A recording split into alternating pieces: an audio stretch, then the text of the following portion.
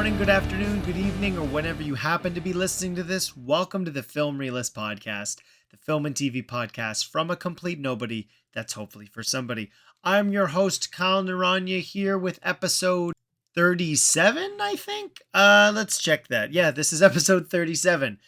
And I will be reviewing Fast X, the technically 11th installment in the Fast Saga, or the Fast and Furious franchise.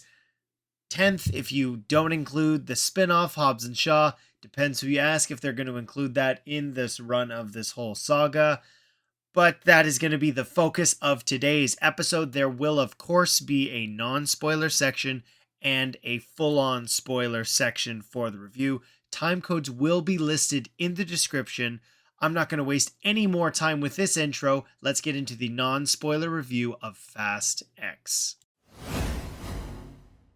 Now, canonically, as I've said, this is technically the 11th or 10th film. We're not exactly sure continuity-wise where everything takes place in this massive franchise. Now, one of the first things that has been in the marketing for this film, and I'm not going to say it's a spoiler because it's been in the marketing for this, is that Jason Momoa plays Dante Reyes, the son of Hernan Reyes, from, as established last week, in the definitive Fast and Furious ranking, that Fast 5 is the best of the entire franchise, is something that I appreciated about this film. I'm not going to get into more specifics about it because that could be taken as spoilers, but anchoring this film in a previous installment worked really well. Some people have criticized the fact that referring to the best of the franchise hurts this film in a way. Now, I wouldn't say they're necessarily wrong, but having a character who does have history with the Fast and Furious family, no puns intended, there's no other way really to describe that group, I think does work for the film. Jason Momoa is having an absolute blast in this movie as Dante Reyes. He's been compared to playing Fast and Furious's version of the Joker. I completely agree with that sentiment. He knows exactly what movie he's in, and it's something that really affects, at least in my opinion, what is some of the best and Fast and Furious films. If you did miss that episode, Fast 5 had The Rock and Hernan Reyes as the two main antagonists of that film, and having somebody who, intellectually speaking, seemed like they were in control of everything with Hernan Reyes, and then having somebody who was a balance of both with Luke Hobbs for the first time in Fast 5 really elevated that film above the previous installments.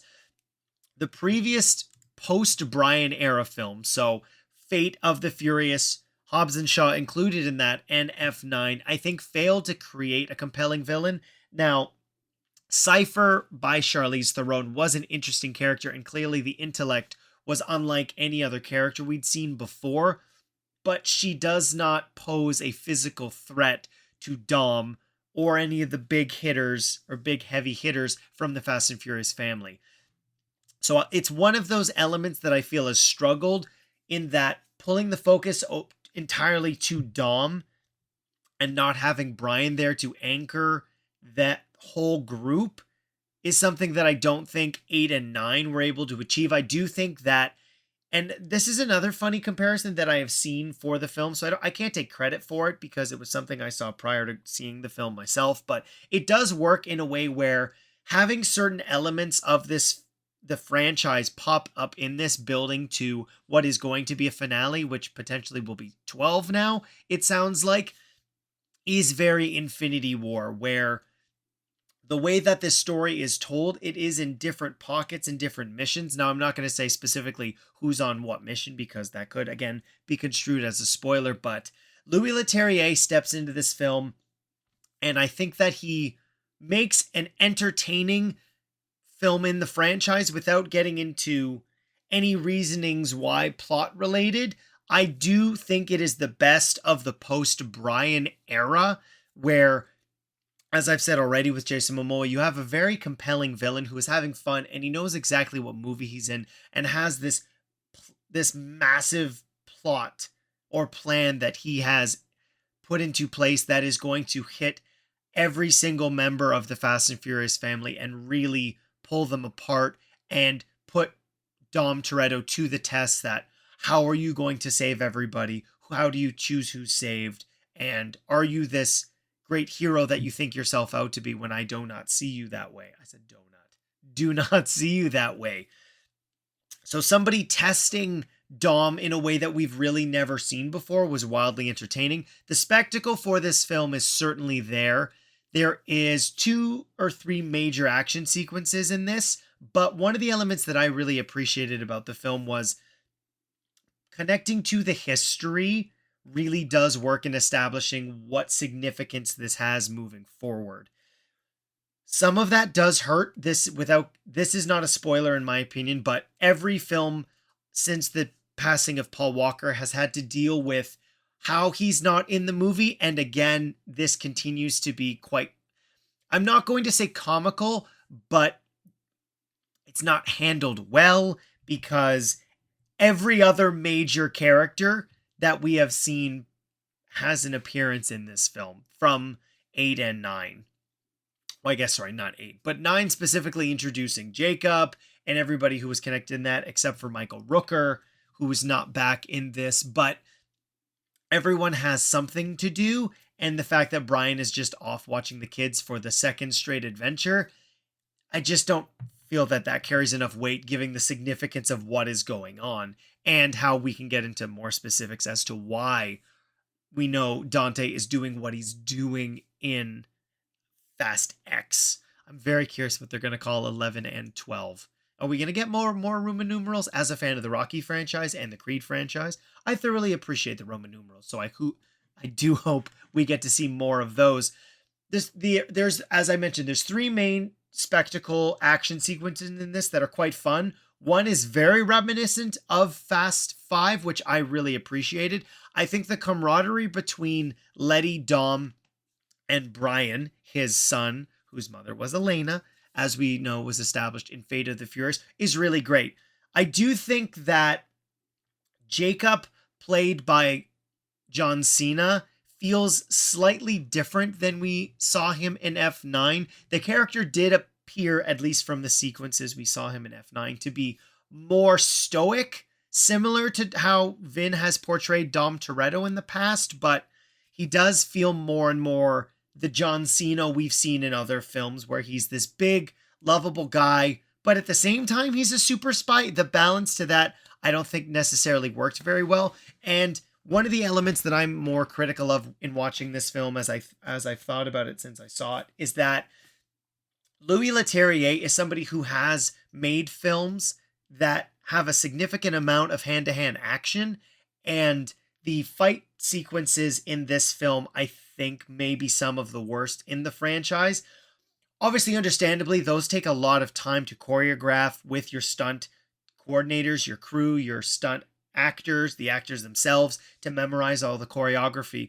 But the choices in how it is shot and edited, it's very choppy. And in a world of John Wick, where we get to see very well choreographed and stylized fight sequences, that these were very unimpressive. And especially giving the actors in this, Charlize Theron, Michelle Rodriguez, and Jason Statham, have shown how well they can handle themselves physically. And that was disappointing that some of these fight sequences are not going to be ones that I'm looking forward to revisiting again. There are character dynamics in this that we get to see play up significant elements of the plot. Again, some of this is in the trailers, where we do get to see Han and Jason Statham in an action sequence together, but similar to 9 and 8 to some degree, I think some of those moments that could be handled with real levity, given the significance it has had on the franchise as a whole. Tokyo Drift 7, 8, 9, significant deaths or non-deaths of characters that we've grown to know and love, aren't handled necessarily well. I know that 9 was written by Justin Lin and Dan Mazzou. I apologize for the mispronunciation, but I'm very curious how much of this changed once Justin Lin was no longer involved with the film in a directorial sense. We know he stayed on as an executive producer.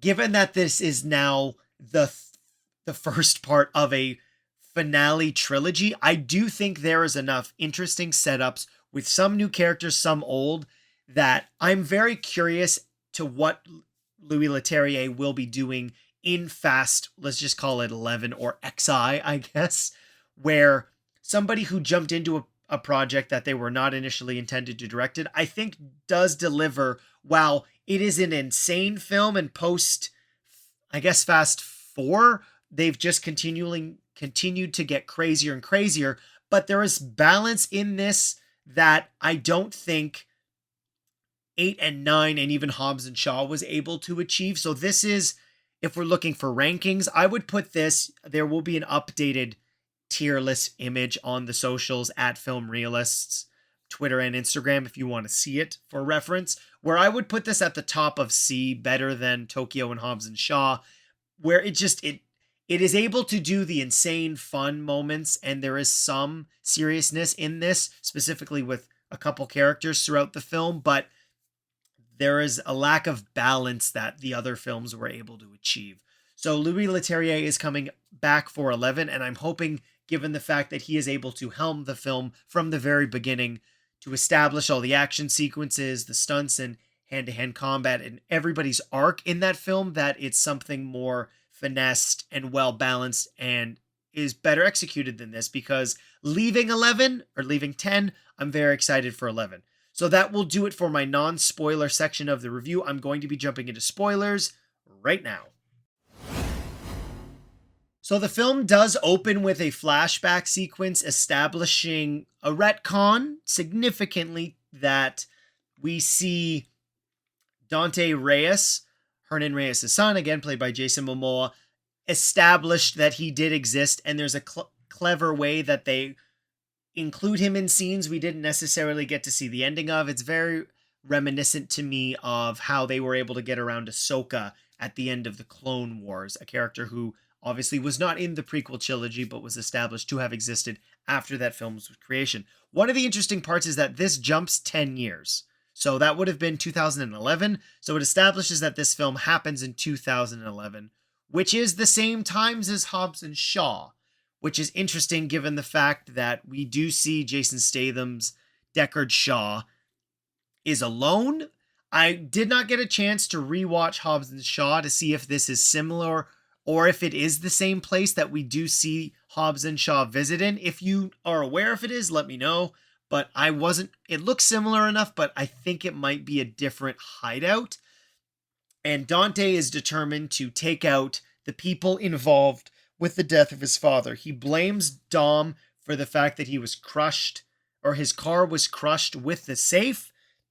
I find it interesting that he does not blame Brian at all, because Brian was the person who also stole the safe, and that element isn't touched all in this. I'm very curious, and I've been one who's said that if the Walker family is okay with Brian being, for lack of any other way of describing it, bringing that character back from the dead to complete the story, that if done with respect, obviously, if they're involved, that I think it would improve the whole narrative of this franchise, as he is not referenced, I don't think, at all in any lines of dialogue, because we do see Mia just looking after Brian when Dom goes to Rome, which is kind of how this whole film starts to fall apart. Rome being the big first action sequences where we see the crews are split up into groups, just like Infinity War. We have Tej, Roman, and Ramsey go on a mission that turns out it was set up by Dante, and Dante has had this master plan where he is going to make everything and everyone suffer in Dom's life, so that way eventually he can kill him because he's done everything he can. It's very Joker, and the Fast and Furious franchise having a Joker who's going to carry forward into a finale, into at least 11. We're in full spoiler territory, so I can say that this does end on a massive cliffhanger, so I'm very curious on how they are going to write themselves out of this. There is not a snap, but seemingly everybody is killed off, except for a couple characters who do return. I will get into that into a little bit. And one of the elements of this is we do get to see the corruption go into the agency. Alan Ritchson is now the new leader of the agency, Mr. Ames, who turns out we're introduced to him and we're shown that he is not a fan of Dominic Toretto and believes that the criminal acts that they have been so-called seen to be committing in Rome and such just believes that they have gone bad, and we meet Mr. Nobody's daughter, played by Brie Larson, who believes that there's got to be more to the story, and she is almost a covert agent in favor of the Fast family. It does, in an excellent twist that is established in the retcon, we learn that Ames is actually working with Dante the whole time and had established a relationship with the Reyes family. And this was an element that I did not see coming, but was certainly an interesting piece that was established. It wasn't, oh, wait a minute, he was also there. No, he was there. You see the back of his head, and the dot didn't get connected, at least for me, until they actually showed us. So having essentially an actual evil Hobbs in the franchise, because Alan Ritchson is a big, muscular man who clearly knows how to work from a covert ops and military standpoint, could be really interesting. Because I'm jumping all around here, we are in the spoiler element of this review, that Hobbs is back. Dwayne "The Rock" Johnson has returned as Luke Hobbs. We do see him in a mission, and it turns out he has been drawn into a trap by Dante, if we're going to go over specifics, Hobbs is the guy who did double tap he shot him twice, in what I mean, shot Hernan Reyes twice, because he was the reason for the death of his entire crew that was there to get Dom to begin with. So it's certainly exciting that we are going to see what I'm hoping, quite frankly, for 11 is going to have more focus on Hobbs and Dom. Obviously, these characters have shared less and less screen time because of the real-world relationship between the two. It would appear it has mended to some degree. If Dwayne "The Rock" Johnson is at least going to be back in 11, it would be super upsetting if he is killed off screen. That would be really disappointing, because those two characters sharing the screen, and all I would want is for Alan Ritchson, Jason Momoa to fight Luke Hobbs and Dom Toretto all at the same time. I hope that's what we are building to, because that would be amazing, and it would certainly be reminiscent of Furious 6 when there is the fight on the airplane, which is one of the best finales, I think, in the whole franchise. Another character who seems to be back from the dead is Giselle, who was again presumed dead at the end of that flight or that airplane takeoff sequence in Furious 6. She seems to be in cahoots with Cypher. I'm very curious how they are going to retcon this character being alive. I talked about this in last week's episode. I hope that the way that they establish why this character is alive and did not bother to communicate that they survived their so-called execution works in a more meaningful way, given how Han's was handled in F9. I believe that Han and Giselle had the best chemistry of any of the couples in the Fast family, and I really hope that we get to see them reunited in Fast 11, and that ultimately there is a happy ending. That's something that I'm very much looking forward to. Another big shocking moment in this was the seemingly death of Jacob, which I did not see coming. It would make sense given how these films can only have so many people, and the fact that the character goes out in a hero moment to protect Brian, young Brian, and Dom was a really powerful moment. I think it's unfortunate that that character had to be in such a massive film with 10, and we didn't really get to know the dynamic that he has with Dom since reuniting, because again, each character is kind of experiencing the movie in a different pocket, and then eventually all comes together. We also see the seemingly, it appears to have, there is seemingly, I'm very tired, so I apologize, I'm going back and forth. We see a plane crash that has Tej, Roman, and Ramsey in it. I would be completely shocked if we're killing off that many members of the family, but it is certainly reminiscent of Infinity War to leave our heroes stranded, and the appearances do not look great for them and how they are going to get out of this cataclysmic event that could take their own life. An amazing scene where they all reunite would be really interesting, but one of the benefits of Endgame was that it was able to focus on just a couple characters and then had the big spectacular ending. I'm very curious what we are going to be getting in 11. With that, we do know that I think Han was also in that plane, with Ramsey, Tej, and Roman. So we know Hobbs is alive, we know Shaw is alive, and I'm assuming Dom and Brian are going to get out alive. So I'm very curious if that's going to be the focus of the next one. So that would be really interesting to have almost, I mean, Vin Diesel probably wouldn't love this, but a Dom. Honestly, it's like Hobbs and Shaw 2.0, but with Dom in it, which is something that I would look forward to. I'm very curious if they're going to bother to touch on anything that we saw in Hobbs and Shaw, where we had you could technically, I guess, reveal the fact that the organization that was in charge of Brixton Etion was Dante the whole time, which would be really interesting to kind of weave all those things together. Cypher, I guess, to some degree could be involved. So Cypher and Letty are with Giselle, and then everybody's kind of left in their own places. Similar to, I guess, Gamora, Rocket. Or no, Rocket was somewhere else. Gamora and Tony from on Titan. So there are a lot of things they can do with 11. I'm hoping that given less characters, at least to start the film, that there is more focus. And again, I said this in the non-spoiler section of the review. I enjoyed the film quite a bit.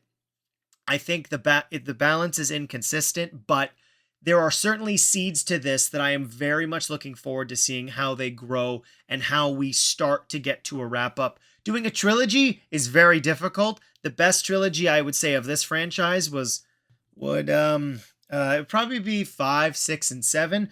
And before I get out of spoilers, one of the elements of the film that I did really enjoy was the fact that we got to meet a new character with Isabel Neves, Daniela Melchior, who plays in Neves. If you're listening to this, you probably know, but she plays Elena's younger sister. So another element that I thought really did tie well to Fast 5 and obviously Fast 8, where Cypher was the person who ordered the death of the mother of Brian, young Brian, Dom's son. So that is an element that I'm hoping we get to see. That character only being introduced in one film and not having a face-to-face with Cypher would be disappointing, but that will do it for the spoiler review of the podcast. I'm looking forward to seeing 11. Let me know if you are on Twitter and Instagram. I guess both being the ones for the podcast and then my personal Twitter. That will do it for this week's episode of the podcast. If you did love it, please like and share and give a 5-star review on your podcast platform. As per usual, the theme song was performed by the band You Versus Me. You can find their music on Apple Music and Spotify. Next week's episode will be a review of the Little Mermaid live action remake, so you can look forward to that. That hopefully will be released within the regular schedule. I hope you enjoyed this one. I hope you have a great week, and I hope to see you next week.